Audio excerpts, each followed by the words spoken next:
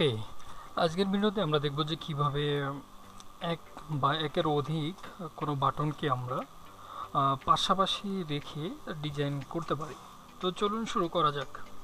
তো প্রথমেই আমরা হচ্ছে ইনপুট গ্রুপ একটা ক্লাস করে নিই ইনপুট গ্রুপ নামে। দেন হচ্ছে আমরা বাটন লিখলাম, তারপর হচ্ছে কি আমাদের বাটনের ভ্যালুটা দিতে হবে বা নামটা দিতে হবে। আমি দিলাম সাবমিট। ওকে, দেন আমরা আরেকটা বাটন করে নিলাম, এটা দিলাম হচ্ছে ডিলিট। ওকে, এখন আমরা যদি আউটপুট দেখার চেষ্টা করি তাহলে আমরা দেখতে পাচ্ছি দুইটা বাটন চলে এসেছে। এখন আমরা এই দুইটা বাটনকে কিভাবে একটু সুন্দর করে ডিজাইন করতে পারি।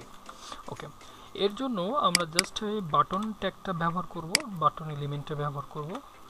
আর বাটনকে আমরা আসলে দুইভাবে এর স্টাইলিংটা করতে পারি, একটা হচ্ছে হাইট ওয়েট দিয়ে অথবা প্যাডিং ব্যবহার করে। তো আমরা এটা প্যাডিং দিয়ে দেখাচ্ছি। তো দিলাম হচ্ছে প্যাডিং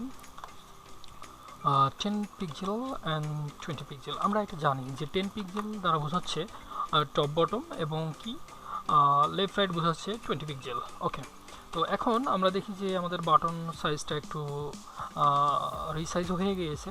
এখন আমরা চাচ্ছি কি বাটনটার ব্যাকগ্রাউন্ড কোনো কিছু দিব। তো আমরা দিলাম হচ্ছে ব্যাকগ্রাউন্ড।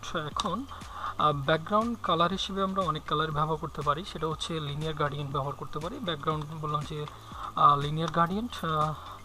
দেন হচ্ছে আমরা দুইটা কালার আমরা ব্যবহার করব, র্যান্ডমলি যে কোনো একটা কালার দিলাম, আর সাথে সাথে আমরা আর একটা কালারও ব্যবহার করলাম। এখন আমরা দেখি যে কেমন আসছে। ওকে, ফাইন। দেন আমরা চাচ্ছি কি কোনো ডিগ্রি অনুপাতে আমরা এটা একটু অ্যাসাইন করতে পারি। যেমন আমি যদি এখান থেকে বলি 45 ডিগ্রি, ওকে, তাহলে আমরা দেখব যে ওকে ফাইন 45 ডিগ্রি অ্যাঙ্গেলে আমাদের এই কালারটা আসলে রিঅর্ডার হলো। ওকে, এখন আমরা এই বাটনটার বর্ডারটা একটু চেঞ্জ করতে যাচ্ছি, বা বর্ডার চেঞ্জ বলে ভুল হবে, আমরা বর্ডারটা চাচ্ছি নান করতে। তো আমরা বললাম যে বর্ডার নান। ওকে, নাইস। এখন আমরা চাচ্ছি কি যে বাটন দুইটার আমরা একটু বর্ডার রেডিয়াস ব্যবহার করার জন্য বর্ডার রেডিয়াস।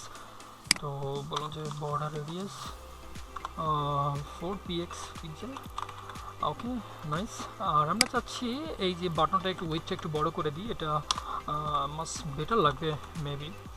ওকে, আর আমরা চাইলে এই বাটনের কালারটাও চেঞ্জ করতে পারি। তো আমরা জানি যে কালার চেঞ্জ করার জন্য শুধু কালার প্রপার্টি, দেন হচ্ছে কালার নেম। আশা করছি যে এই পর্যন্ত ভিডিওটা বুঝতে পারছেন। তো আপনি শুধু দুইটা বাটন না, আপনি যদি একাধিক বাটন এখানে ব্যবহার করতে চান, একাধিক বাটন, তো নর্মালি এভাবে যদি আপনি একাধিক বাটন নিতে চান তো নর্মালি এভাবে আসলে আপনি ব্যবহার করতে পারেন। আমার যেটা মনে হয় এটা হচ্ছে সবচেয়ে রাইট ওয়ে।